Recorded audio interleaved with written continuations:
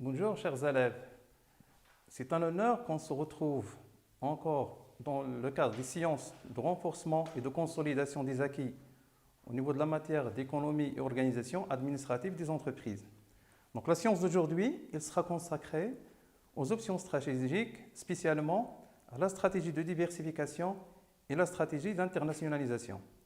Alors la prestation, elle sera déroulée selon les points suivants.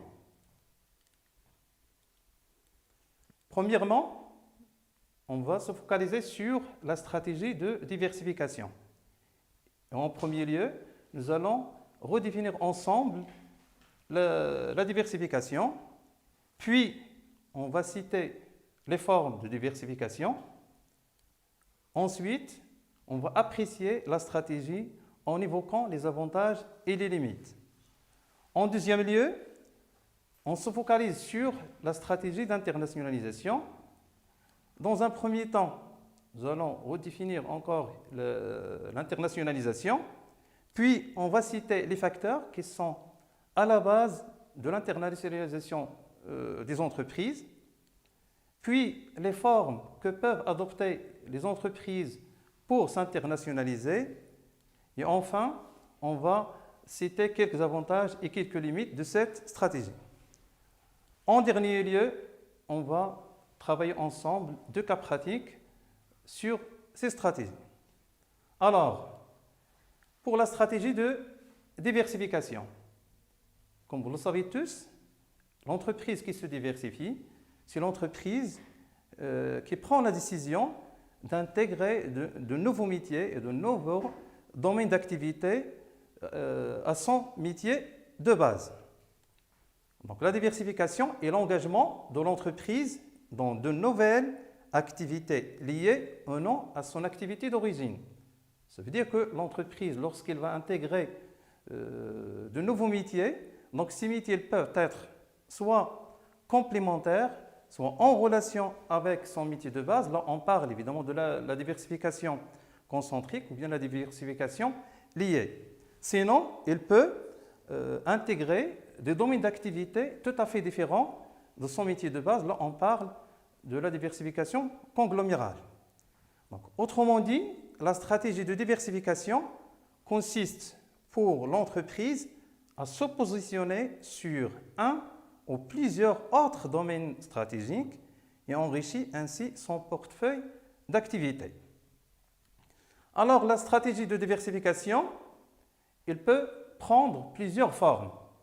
Ça veut dire que les entreprises peuvent opter pour la diversification pour différentes raisons. Ça dépend de leur situation sur le marché. Tout d'abord, la diversification de placement.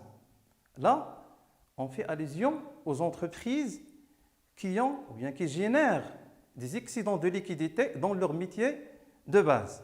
Donc, et pour améliorer leur rentabilité ou bien exploiter ces excédents, ils décident de s'investir dans d'autres activités.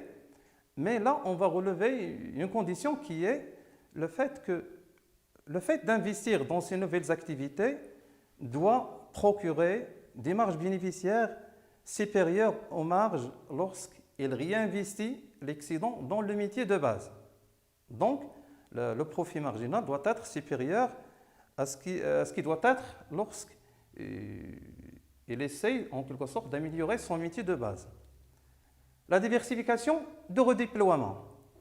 Donc, cette forme de diversification, elle est adressée, ou bien si vous voulez, l'entreprise l'adopte, surtout une entreprise qui se trouve dans un marché très concurrentiel et qu'elle-même, elle occupe une position importante par rapport, évidemment, à ses concurrents qui sont trop forts. Là, pour maintenir, en quelque sorte, sa position et la consolider, et là, elle est obligée, évidemment, de s'investir dans de nouvelles activités. Et généralement, elle doit chercher à acquérir ou bien s'approprier des métiers qui peuvent donner des effets synergie pour le métier de base. La stratégie de confortement. Donc, la stratégie de confortement, c'est une stratégie qui est utilisée par une entreprise pour consolider sa position. Pour la stratégie de redéploiement, donc ce type de stratégie de diversification de redéploiement, il s'adresse aux entreprises évidemment qui se trouvent dans une situation où leur métier de base peut souffrir de certaines difficultés. Ça veut dire que son métier est en phase de maturité. Donc, pour qu'il garantisse d'autres opportunités de croissance, donc il se trouve obligé d'intégrer un nouveau métier ou bien de nouvelles activités. Peut-être même, il va se reconvertir par la suite. Alors que pour la diversification de confortement, donc cette stratégie, elle s'adresse aux entreprises qui occupent une position assez importante dans un marché très concurrentiel et qu'elle cherche à maintenir cette position, donc elle est obligée, ou bien elle se trouve dans l'obligation d'intégrer de nouveaux métiers pour pouvoir profiter de nouveaux relais de croissance. Ensuite, la diversification de survie. Donc là, ce type de stratégie, c'est pour les entreprises qui se trouvent dans une position assez critique. Ça veut dire que leur métier est en phase de déclin. Donc, et pour pouvoir se maintenir sur le marché et garantir une certaine survie, une certaine pérennité, il est obligé d'intégrer de nouveaux métiers et de nouveaux domaines d'activité qui vont lui permettre de garantir son existence sur le marché. Alors que la stratégie de diversification, elle a des avantages comme elle a des limites. Premièrement, pour les avantages, vous savez bien que le fait, évidemment, d'opérer dans différents métiers, ça permet à l'entreprise de répartir les risques. Donc, il ne serait plus vulnérable ou bien lié à une seule activité. De même, l'intégration de plusieurs métiers, donc ça permet de créer une certaine synergie, une certaine complémentarité entre ces métiers. Donc, de même, l'amélioration de la rentabilité.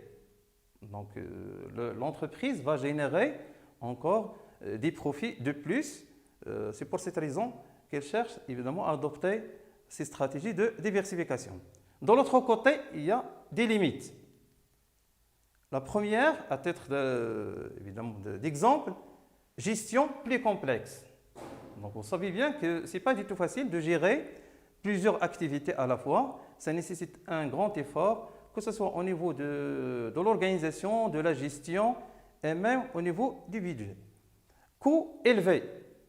Donc, intégrer des métiers, de nouveaux métiers, ça nécessite évidemment un budget important, ça nécessite aussi du temps. De même, se focaliser sur plusieurs métiers, ça peut induire l'entreprise à la dispersion des compétences. Donc, parfois même, l'entreprise peut perdre son identité lorsqu'il se donne à plusieurs activités. Maintenant, on passe à la stratégie d'internationalisation. Donc, la stratégie d'internationalisation, pour l'entreprise, il consiste évidemment à développer son métier ou bien son activité au-delà du territoire national. Ça veut dire destiner ses produits ou bien se présenter sur le marché externe au marché national. Donc, l'internationalisation est une stratégie de développement d'une entreprise en dehors de son marché national. Donc, l'entreprise cherche de nouveaux relais de croissance, surtout lorsque le marché national présente une maturité, ou bien si vous voulez une saturation. Donc, l'entreprise cherche de nouveaux relais de croissance en s'intégrant à de marchés extérieurs qui vont lui présenter plus d'opportunités. Donc, l'entreprise qui s'internationalise, elle le fait suite à certains facteurs. Les premiers facteurs, les facteurs techniques.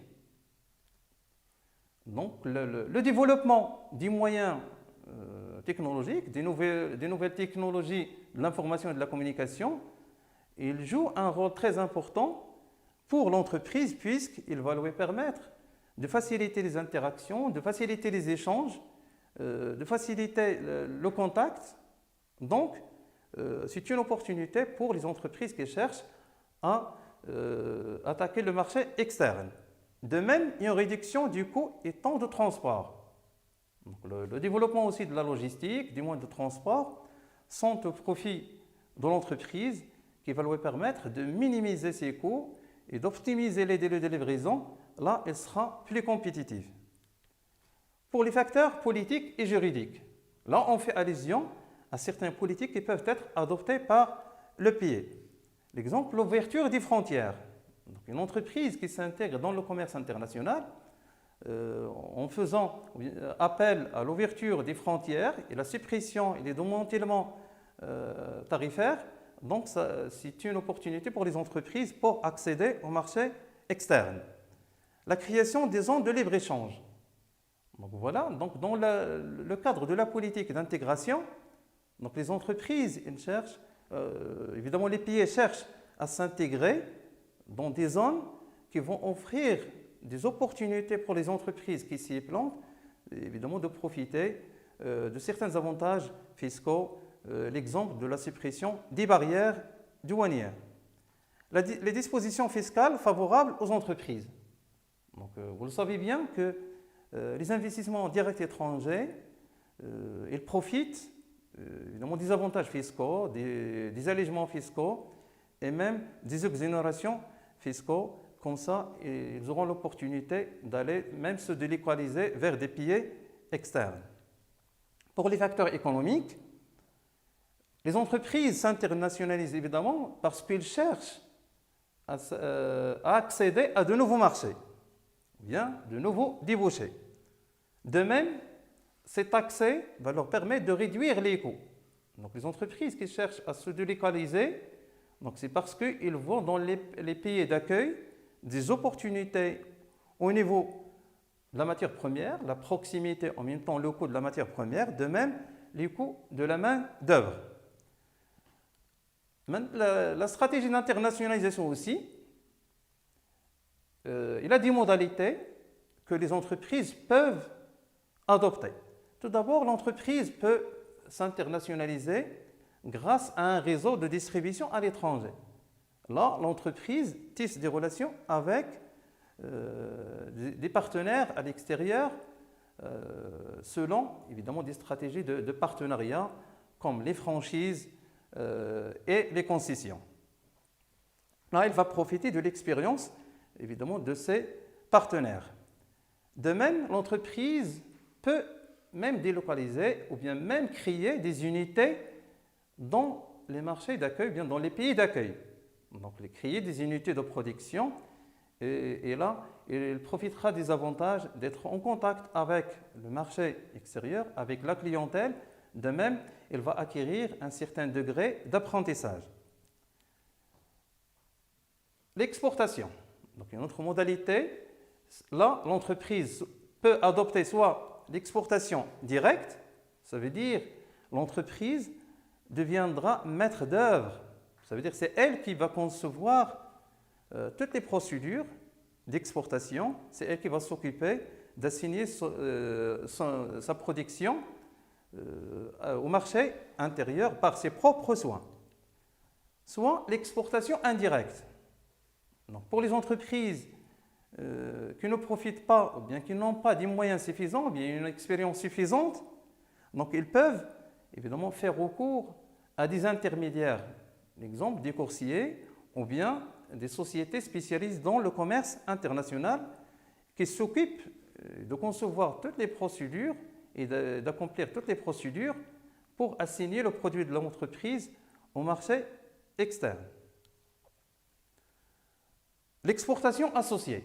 Là, on fait allusion aux entreprises qui se trouvent soit dans le domaine d'activité ou bien dans le secteur d'activité complémentaire ou bien le même secteur d'activité et qui s'associent et qui essayent de constituer des GIE, des groupements d'intérêt économique ou bien des consortiums pour rassembler et regrouper les moyens afin d'avoir la capacité d'exporter ou bien d'accéder au marché externe.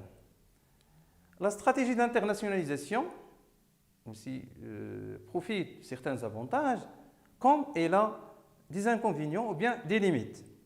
Premièrement, pour les avantages, donc l'internationalisation permet aux entreprises de diversifier les débouchés et de diversifier les marchés.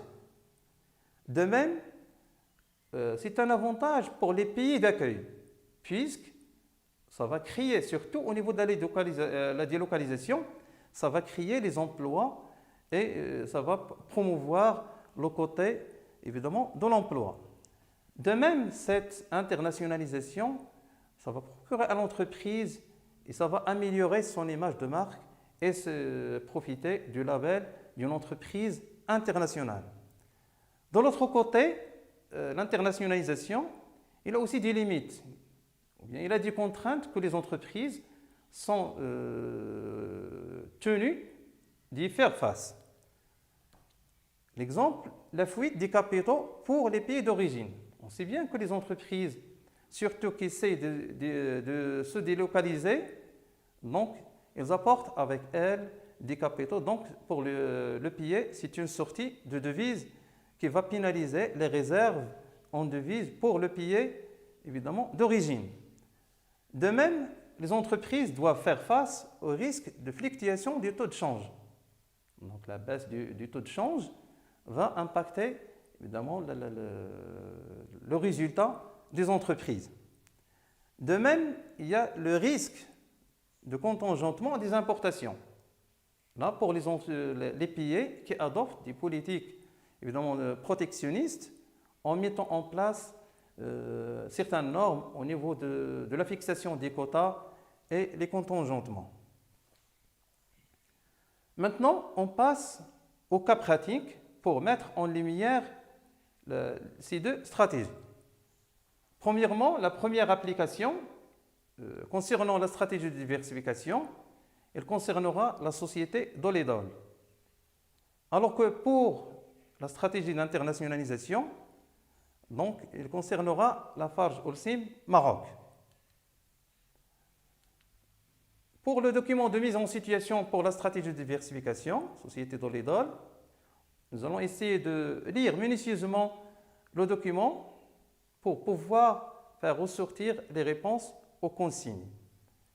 Doledol est un opérateur marocain du secteur de l'ameublement et de la literie. La literie, ça veut dire l'activité qui concerne la conception des lits, concernant les matelas, concernant les couvertures, les oreillers. Elle contrôle 40% du marché.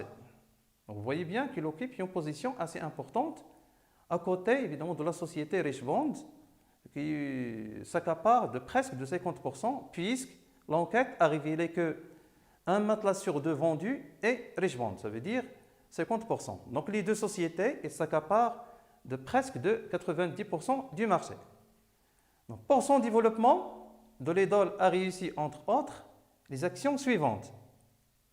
En 2009, inauguration d'un nouveau site industriel à Dar Bouezza, composé de 5 usines, un complexe industriel d'un investissement de 400 milliards de dirhams et d'une capacité de production d'1 million de banquettes et 15 000 tonnes de mousse par an.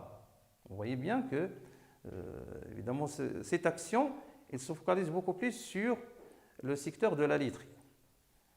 En 2012, Doledol a lancé l'activité de menuiserie industrielle, production de portes en bois. Donc vous allez comprendre ici que Doledol a fait intégrer une nouvelle activité qui est plus ou moins différente de son métier de base. En 2016, il a lancé en exclusivité et pour la première fois au Maroc des matelas Kenny-Dorsal bioénergie issus de la recherche et développement intégrant des micro-minéraux au principe énergétique actif. Ça veut dire que l'entreprise n'a pas cessé évidemment de se déployer dans la recherche et développement pour évidemment développer ses produits et fidéliser sa clientèle, et pourquoi pas avoir de nouveaux clients. Donc pour la consigne, la première question, on vous demande de justifier que Dolidol opte pour la stratégie de diversification. Réponse. Donc, Dolidol, en 2012, comme nous l'avons relevé du document, il a lancé une activité menuiserie industrielle. Donc, vous voyez bien que c'est une nouvelle activité qui s'ajoute à son métier de base qui est la laiterie. Donc, c'est la production de portes en bois. Alors, la deuxième question, c'est une question d'ordre général. Pour maintenir son avantage concurrentiel face à des concurrents plus performants, une entreprise décide d'investir dans un autre domaine d'activité complémentaire à son métier de base. S'agit-il de diversification de placement, diversification de confortement, diversification de survie ou bien diversification de redéploiement? Donc, il faut souligner que cette entreprise se trouve dans un marché très concurrentiel et qu'elle cherche à maintenir son avantage, évidemment, concurrentiel. Ça veut dire déjà qu'elle est dotée d'une position assez importante face à ses rivaux qui sont plus performants. La réponse, donc, il s'agit de diversification de confortement, car il sera difficile que l'entreprise garde ou améliore sa position dans un marché plus concurrentiel qu'en s'investissant dans d'autres activités. Donc, il est obligé, évidemment, d'intégrer de nouvelles activités pour maintenir sa position, surtout qu'il est devant des rivaux qui sont très performants.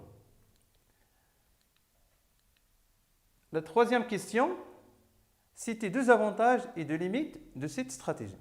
Donc, comme nous l'avons évoqué tout à l'heure, au niveau du rappel, deux avantages et deux limites. Donc, deux avantages, améliorer la rentabilité. Il y a une amélioration de la rentabilité. Donc, l'entreprise, le fait qu'elle intègre de nouveaux métiers et qu'elle a enrichissé son portefeuille d'activités, automatiquement, elle va générer une rentabilité importante. De même, le fait de se présenter dans plusieurs métiers, ça va lui permettre de répartir les risques et de ne plus être vulnérable par le fait, surtout pour une entreprise qui s'est spécialisée. Alors, pour deux limites, la dispersion des efforts entre les différentes activités.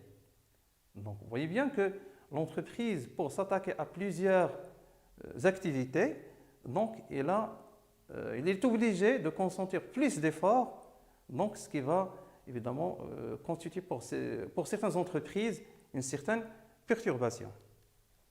De même, la diversification, ça demande du budget très important, ça demande un coût élevé en termes d'argent et de temps. Maintenant, on passe à la deuxième activité concernant la stratégie d'internationalisation. Donc, le document, Lafarge Holcim Maroc est une société anonyme dont l'activité est la fabrication et la commercialisation de ciment, de béton et de granulats. Vous voyez que la société se spécialise dans le métier, évidemment, de BTP, dans la production de tout ce qui est béton, ciment et granulats. Dans la vision stratégique de Lafarge Holcim Maroc, sur les années à venir, on relève l'axe suivant. Disposer d'usines bien positionnées géographiquement et des capacités nécessaires pour exporter d'importantes quantités de ciment et de clinker. Le clinker, c'est la matière qui est construite à partir du ciment et du béton en Afrique. Par ailleurs, Lafarge Holcim Maroc étend son dispositif industriel sur le continent avec l'acquisition de 50% de SCB Lafarge Benin et 54,74% de Cimont-Cam au Cameroun.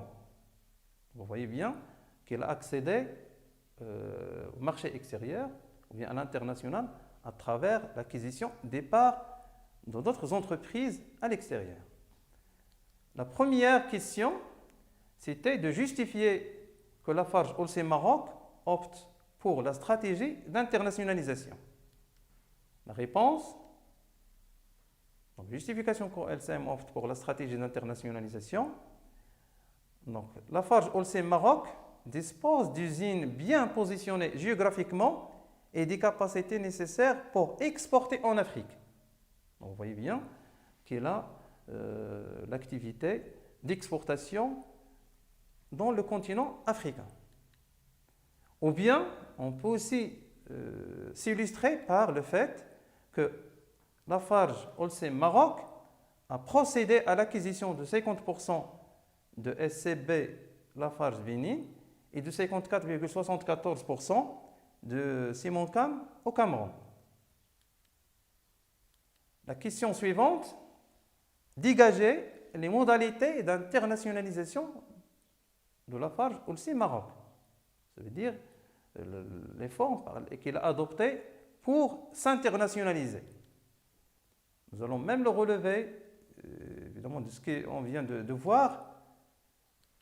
Donc, il y a l'exportation. On a dit que Lafarge Holcim Maroc dispose des capacités très importantes pour l'exportation en Afrique. De même, on peut aussi s'illustrer par le fait que l'entreprise a procédé à un investissement direct à l'étranger par l'acquisition, l'exemple de la société qui se trouve en Cameroun, 54,74% de ses parts, donc elle a procédé à la création de la filiale. La troisième question, c'était de citer deux avantages et deux limites éventuelles de cette stratégie. Avantage, conquérir de nouveaux marchés plus larges.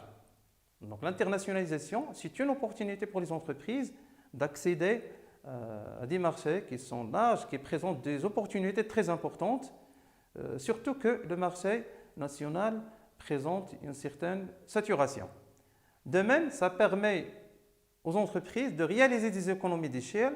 Comment? C'est par le fait que le marché externe présente des opportunités en coût de matières premières et charges salariales dans les pays d'accueil. Ça veut dire que les entreprises, c'est toujours d'accéder au marché où la matière première est disponible et abondante. Donc, ils vont profiter évidemment de la proximité.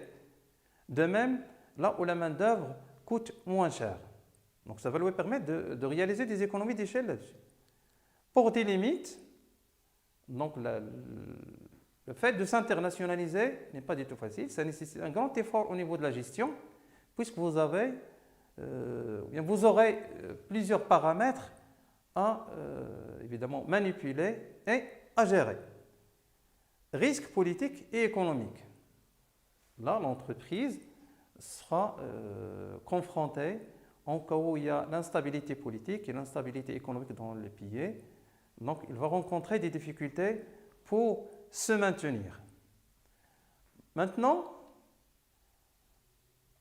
on espère que vous avez bien retenu ce que nous avons vu. Donc, on vous donne rendez-vous pour une prochaine prestation. Donc, bon courage.